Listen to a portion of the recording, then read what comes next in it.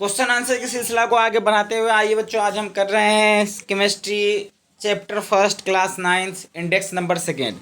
Index number second में question number first ये कह रहा है कि the mass of per unit, मतलब कि ये कह रहा है कि the mass of per unit volume of a substance, मतलब किसी भी सब्सटेंस की per unit volume is called the density, मतलब कि किसी भी सब्सटेंस की पर यूनिट वॉल्यूम क्या कहलाएगी, डेंसिटी कहलाएगी। तो यहाँ पे आप जल्दी से नोट कर ले कि यहाँ पे डेंसिटी का डेफिनेशन आपके पास दे दिया है। अब डेंसिटी की डेफिनेशन, अब यहाँ पे फॉर्मूला क्या हो गया, क्या फॉर्मूला यहाँ पे हो गया, density is equal to mass upon में volume, density is equal to mass upon में वॉल्यूम। अब आगे क्या कह रहा है, आगे कह रहा है अरेंज द फॉलोइंग ऑर्डर, हमें क्या करना है, अरेंज करना है फॉलोइंग ऑर्डर को of the increasing density. Increasing density का मतलब क्या होता है, इसका मतलब ये हुआ कि जिस सब्सटेंस की डेंसिटी कम है उसको पहले रखेंगे, उससे उसके बाद उससे बढ़ते हुए, फिर उसके बढ़ते हुए, फिर उसको बढ़ते हुए। तो जिस सब्सटेंस की डेंसिटी सबसे ज़्यादा होगी वो लास्ट में आएगी, जिस सब्सटेंस की डेंसिटी कम रहेगी वो सबसे पीछे आएगी, तो मतलब पहले आएगी, सॉरी। अब देखते हैं डेंसिटी का मतलब क्या हुआ, मतलब कहने का मतलब यहाँ पे डेंसिटी का मतलब आप ये समझिए कि कोई भी सब्सटेंस है उसका मास, मास का मतलब वेट, और उसके बाद जो एरिया वो ले रहा है उस एरिया से अगर हम डिवाइड करते हैं तो वो इसकी क्या निकलती है, डेंसिटी निकलती है। तो जिसकी आप देखिए डेंसिटी, अब यहाँ पे किसका किसका डेंसिटी निकालना है, तो डेंसिटी हमें निकालना है यहाँ पे सबसे पहला है एयर, सबसे पहला क्या है, एयर। अब यहाँ पे exhaust of from the chimney, मतलब कि चिमनी से धुआं निकलता है उसका भी डेंसिटी। उसके बाद हनी, उसके बाद हनी है, उसके बाद वाटर है, उसके बाद चौक है, उसके बाद कॉटन है, इसके बाद आयरन है। तो इन सबको हमें क्या करना है, इंक्रीजिंग ऑर्डर में लिखना है। आइए हम कोशिश करते हैं, लिखते हैं इंक्रीजिंग ऑर्डर में। तब यहाँ पे दे रहा है the given substance in the increasing order of the their the density can be the represent as. तो सबसे पहले हम देख रहे हैं कि सबसे कम डेंसिटी वाला कौन है, एयर है। उसके बाद क्या है, एग्जॉस्ट फ्रॉम द चिमनी, तो चिमनी से निकला हुआ धुआं। उसके बाद क्या है, कॉटन है, उसके बाद वाटर है, उसके बाद हनी है, उसके बाद चौक है, उसके बाद आयरन है।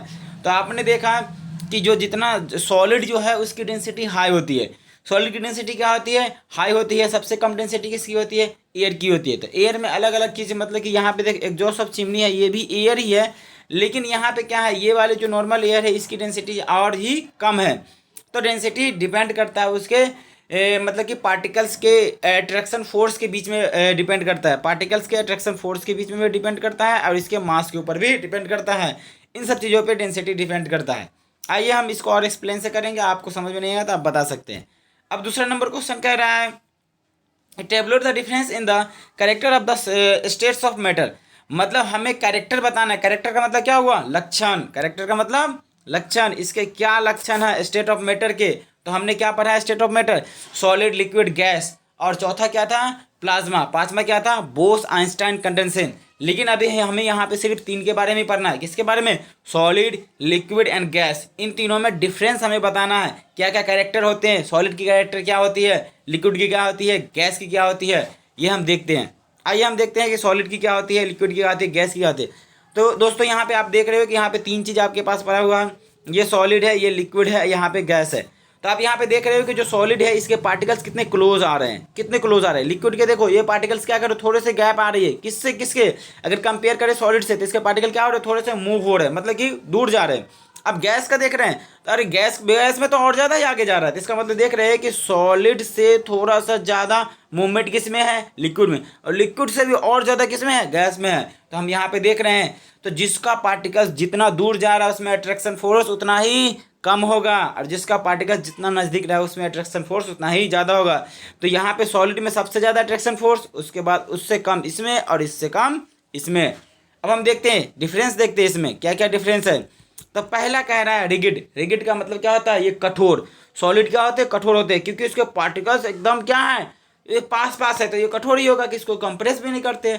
इसकी फिक्स वॉल्यूम होती है, फिक्स वॉल्यूम का मतलब क्या होता है, फिक्स वॉल्यूम का मतलब ये होता है कि अगर हम सॉलिड को कहीं पे भी रखे, किसी भी जगह पे रख दे, तो वो क्या रहेगा, इसका मतलब कि वो अपनी शेप को चेंज नहीं करेगा, तो ये फिक्स शेप रहेगी।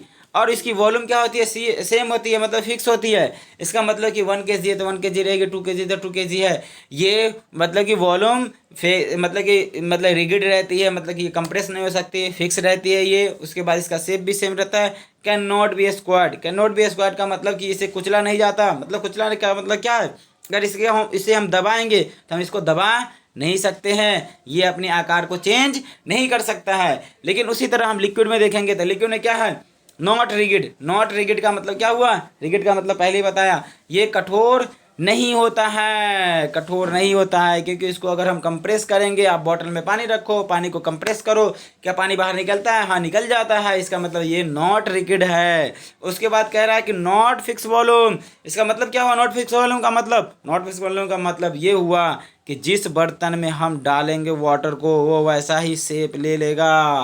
तो इसका मतलब ये हुआ कि इसकी वॉल्यूम क्या रहती है, फिक्स नहीं रहती है, और इसका फिक्स शेप भी नहीं रहता, और यहाँ नहीं सॉरी, इसकी फिक्स शेप रहती है, मतलब कि फिक्स नॉट फिक्स शेप रहती है, मतलब कि ये देखिए ये और ये बर्तन बना दिया, अगर इसमें वाटर डाले इसमें वाटर डाले तो जैसा बर्तन रहेगा वैसा बन जाएगा, तो इसकी फिक्स शेप नहीं रहती है, लेकिन वॉल्यूम फिक्स रहती है। इसका मतलब क्या हुआ कि अगर ये 1 लीटर वाटर इसमें डाला, इसमें 1 लीटर डाला तो 1 लीटर ही रहेगा, कम ज़्यादा नहीं हो सकता, तो इसीलिए इसकी वॉल्यूम क्या होती है, फिक्स रहती है।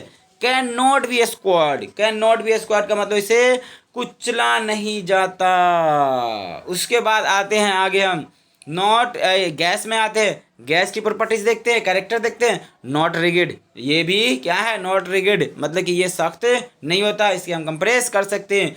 नो फिक्स वॉल्यूम, इसकी वॉल्यूम क्या रहती है, फिक्स नहीं रहती है, क्योंकि ये कहीं पे भी रखो, किसी भी बर्तन में रखो वो वैसा ही बन जाता है। Not fix shape and not fix volume और not fix shape, can not be squared, मतलब कि कैन बी स्क्वायर्ड, मतलब कि इसे भी हम कंप्रेस कर सकते हैं।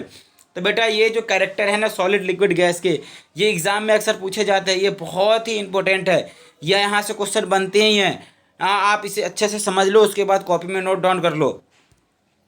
अब आगे देखते हैं अगला क्वेश्चन क्या है। हाँ, अगला क्वेश्चन में ये है कि हमें रिगिड की डेफिनेशन बताना है। तो रिगिड की डेफिनेशन यहाँ पे क्या है, rigid can be the express as the tendency of the matter of the resist of the change in the shape, मतलब कि शेप में चेंजेस को हम क्या बोलेंगे, रिगिड बोलेंगे। जैसे मान लीजिए ये है, इसको अगर हम ऊपर से क्या करेंगे, कंप्रेस कर रहे हैं, फोर्स लगा रहे हैं, अगर ये अपने शेप को चेंज कर लिया तो ये रिगिड नहीं है, अगर ये चेंज कर लिया तो ये रिगिड नहीं है, अगर चेंज नहीं किया तो ये रिगिड है। जैसे मान लीजिए आपका डेस्क है, टेबल है, आप ट्यूशन क्लास में पढ़ते हो, तो मान लीजिए कि ये डेस्क है आपका, आप इसको कंप्रेस करो, कंप्रेस करके देखो क्या ये दबेगा, नहीं दबेगा, क्या ये दबेगा, नहीं दबेगा, शेप चेंज होगा, नहीं चेंज होगा, तो मतलब क्या है, ये रिगिड है, इसका मतलब क्या है, ये सॉलिड है, क्या ये सॉलिड है। अगला देखते हैं, अगला टॉपिक क्या है हमारा। अब यहाँ पे अगला टॉपिक है हमारा कंप्रेस, क्या करना है, compressibility is the ability to the reduce to a the lower volume when the force applied, मतलब कि किसी भी ऑब्जेक्ट पे अगर हम फोर्स अप्लाई कर रहे हैं और वो अपनी क्या कर रहा है, फोर्स अप्लाई करने के बाद वो अपने शेप को चेंज करता है या वॉल्यूम को रिड्यूस करता है, रिड्यूस का मतलब कम करता है, तो वो कंप्रेसिबिलिटी होता है। जैसे लिक्विड हो गया, उसके बाद गैस हो गया, ये दोनों होता है।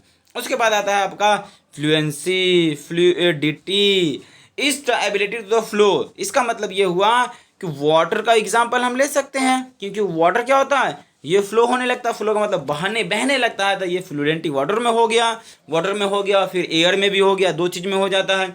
लेकिन सॉलिड फ्लो करता है क्या, नहीं करता है रे गधे, नहीं करता है। हाँ, shape definite as the defined boundary, shape का मतलब क्या होता है, शेप का मतलब ये हुआ अगर ये इसकी शेप है, ये कैसा है, एक आप रेक्टेंगल बोल सकते हैं, ये सर्कल है, ये उसके बाद ये क्या है, एक ट्रायंगल है, तो मतलब ये कह रहा है कि shape defines as a definite boundary, मतलब कि बाउंड्री डिफिनिट बाउंड्री होती है, उसको क्या कहते हैं, हम शेप कहते हैं। तो ये भी एक शेप है, ये भी एक शेप है, ये भी एक शेप है, तो ये कैसा शेप है, एज ए ट्रायंगल है, ये रेक्टेंगल है, ये सर्कल है, तो डिफिनिट बाउंड्री जिसकी होगी उसे हम क्या बोलेंगे, शेप बोलेंगे। उसके बाद आता है हमारा काइनेटिक एनर्जी।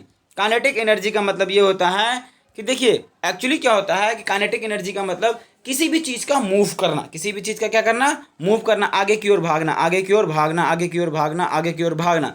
अगर कोई भी चीज़ मूव कर रहा है तो इसका मतलब क्या है, उसमें काइनेटिक एनर्जी है। जैसे बंदूक से गोली का निकलना, ये क्या है, काइनेटिक एनर्जी। उसी तरह अगर तीर और धनुष है तो यहाँ से क्या कर सकते हैं, यहाँ से अगर तीर हम निकालेंगे, छोड़ेंगे तो तीर जाएगी, तो इसको क्या बोलेंगे हम, काइनेटिक एनर्जी बोलेंगे। तो मतलब किसी भी चीज़ के मूवमेंट को हम क्या कहते हैं, काइनेटिक एनर्जी बोलते हैं। अगर कोई भी चीज़ को फेंकते भी है तो वो काइनेटिक एनर्जी से जाती है आगे। तो काइनेटिक एनर्जी अब यहाँ पे कह रहा है kinetic energy is the passes by the particles due to the its motion, motion के द्वारा हम किसी भी चीज़ में क्या कर सकते हैं, काइनेटिक एनर्जी ला सकते हैं। अगला है हमारा density. Density is the mass per unit, जो कि हम पहले ही बता चुके हैं, density is the mass per unit होता है। अब आगे हम देखते हैं, आई होप आपको ये इतना समझ में आया होगा। आगे क्या कह रहा है, हम गिव रीजन, हमें रीजन बताना ऐसा होता क्यों है। साइंस तो यही कहता है ना कि ऐसा क्यों हो रहा है, यही तो हमें सोचने के लिए कहता है। साइंस का मतलब, साइंस को हिंदी में कहते हैं विज्ञान। क्या कहते हैं, विज्ञान। विज्ञान का मतलब होता है विशेष ज्ञान, मतलब किसी भी ऑब्जेक्ट के बारे में अगर तुम आप बेहतर तरीके से जान रहे हो तो आपको विशेष ज्ञान है, इसका मतलब आप साइंस पढ़ रहे हो। वाह क्या बात है। हाँ आगे देखते हैं, छोड़ो इस बात को, देखते हैं। A gas fills the completely the vessel in which it is the kept, मतलब ये कह रहा है कि जो गैस रहता है ना वो किसी भी बर्तन को कंप्लीटली भर देता है। ऐसा क्यों, ऐसा क्यों, ऐसा इसलिए कि गैस के पार्टिकल्स क्या रहते हैं, दूर दूर रहते हैं और इसमें हाई काइनेटिक एनर्जी रहता है, ये मूव करता है, इसीलिए ये बर्तन के चारों तरफ चिपक जाता है और कंप्लीटली भर देता है। ये रीज़न है इसका। आगे हम इसको पढ़ते हैं, देखते हैं इसका आंसर क्या दिया। अब आंसर में यहाँ पे इसका दे रहा है कि there is the little attraction between the particles of gas. हाँ वही कह रहा है, attraction force particle of gas का क्या होता है, कम होता है। आर्टिकल्स के बीच में क्या होता है, कम होता है। 10 गैस पार्टिकल्स मूव फ्रीली, हाँ फ्रीली मूव करता है। ये क्या करता है, फ्रीली मूव करता है। ऑल डायरेक्शन, ऑल डायरेक्शन मतलब कि सभी दिशाओं में, इधर उधर, पूर्व पश्चिम उत्तर दक्षिण नॉर्थ साउथ, जो भी बोल दो direction. Therefore the gas completely fills there the vessel in it the in kept, मतलब कि इसके बीच में अट्रैक्शन फोर्स कम होता है और ये क्या करता है, चारों तरफ घूमते रहता है, इसीलिए क्या करता है, ये फिल कर देता है। वाह कितना अच्छा से समझाया हुआ है, आई होप आपको भी समझ में आया होगा। अब सेकंड रीजन, सेकंड कहता है a gas experts in the pressure on the walls of the container, मतलब ये कह रहा है कि जो गैस है ना क्या करता है ना कि वॉल्स पे फोर्स लगाता है। इसका रीज़न क्या है, तो एक्चुअली मैं यहाँ पे कह रहा है कि particles of the gas move the randomly, तो वही चीज़ पहले वाला का ही है, बस थोड़ा सा घुमा दिया, कुछ नहीं बोला, दूसरे वही उसी क्वेश्चन को थोड़ा सा अटर पटर करके कर दिया। तो particles of the gas move randomly in the all direction, वो चीज़ पहले मैं समझा, जो all direction at the high speed से चलता है ये। As the result is the particles hit each other and also hit the walls, मतलब कि हर एक डायरेक्शन में जाएगा। मान लीजिए इस डायरेक्शन में जा रहा है, यहाँ पे वॉल है तो वॉल को भी हिट करेगा ना, इधर वॉल है तो इधर भी वॉल को हिट करेगा, इधर वॉल है तो इधर वॉल को भी हिट करेगा। आप अपना ट्यूशन का भी एग्जाम्पल ले लो ना, ट्यूशन का एग्जाम ले लो, ये सद्दाम कोचिंग सेंटर है। अब ये देखिए यहाँ पे यहाँ पे देखिए, यहाँ पे गैस के पार्टिकल्स है तो ये वॉल है, ये छत वाली है, इसको भी हिट किया, इसको भी हिट किया, इसको भी हिट किया, तो हिट करेगा क्योंकि इसके पार्टिकल्स क्या कर रहे हैं, मूव कर रहे हैं। बस यही चीज़ है, आप लिख देना इसको, बस यही तो था।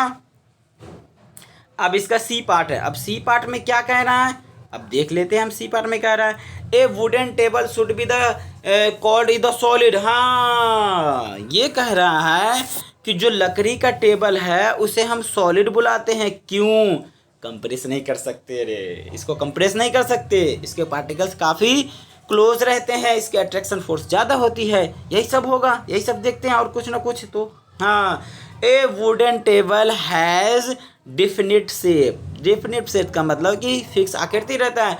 And volume, it is the very rigid, जिसे हम कंप्रेस नहीं कर सकते।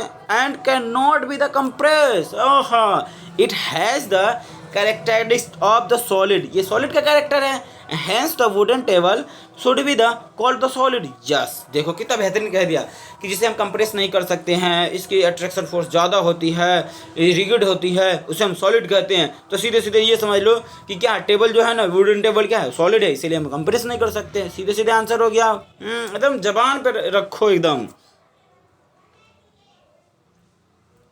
अब अगला क्या कह रहा है कि वी कैन ईजिली, ओहो वाह क्या इंटरेस्टिंग क्वेश्चन है। We can easily move our hand in air, मतलब कि हवा में अपने हाथ को झुला सकते हैं, टनर।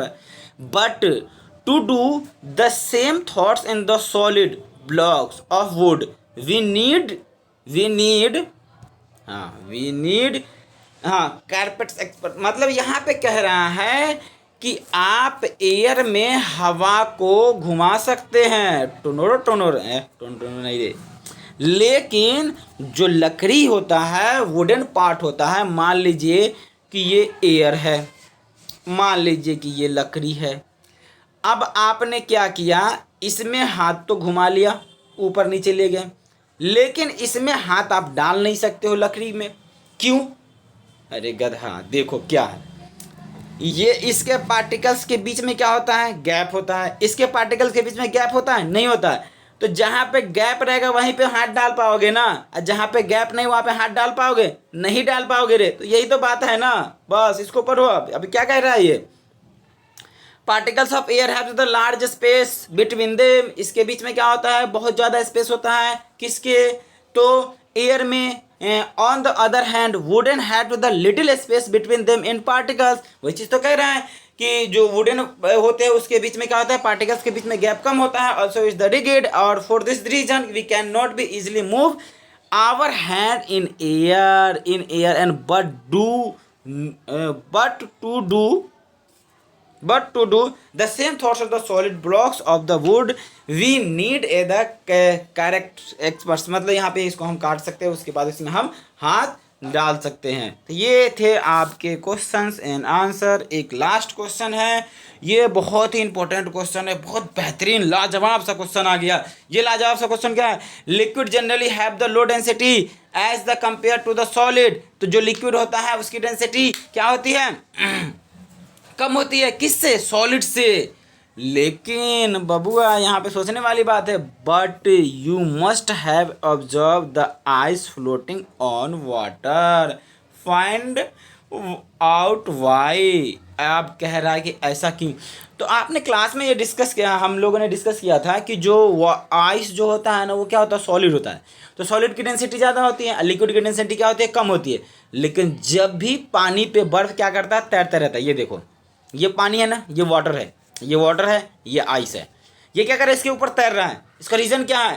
तो रीज़न ये है कि रीज़न देखते हैं हम। यहाँ पे कह रहा है रीज़न में कि the mass of per unit of volume substance is called to the density. Density के कारण, इसका मतलब ये हुआ कि जिसकी डेंसिटी ज़्यादा होगी वो नीचे रहेगा, डेंसिटी ज़्यादा रहेगी वो नीचे रहेगा, और जिसकी डेंसिटी कम रहेगा वो ऊपर रहेगा।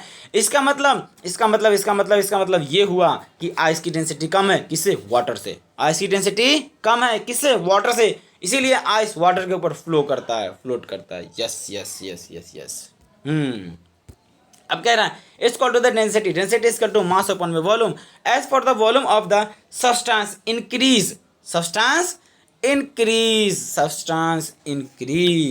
यस, यहाँ पे आ गया substance increase it's the density and decrease. ठीक है, तो मतलब कि यहाँ पे thoughts, ice is the solid, ice क्या है? सॉलिड है। It has the large number of the empty space between its particle. इसका मतलब यही चीज मेन पॉइंट आ गया, यहाँ से लेकर के, मतलब जो आइस है, आइस के जो पार्टिकल्स है, मतलब कि ये आइस है ना, ये आइस के जो पार्टिकल्स है, इसके बीच में जो पार्टिकल्स है, इसके बीच में बहुत सारा स्पेस होता है, खाली स्थान होता है। क्या होता है? खाली स्थान होता है। वही चीज़ यहाँ पे कह रहा है। क्या कह रहा है? कि it has large number of empty space it's particles, this space are the large of the compare to the space present between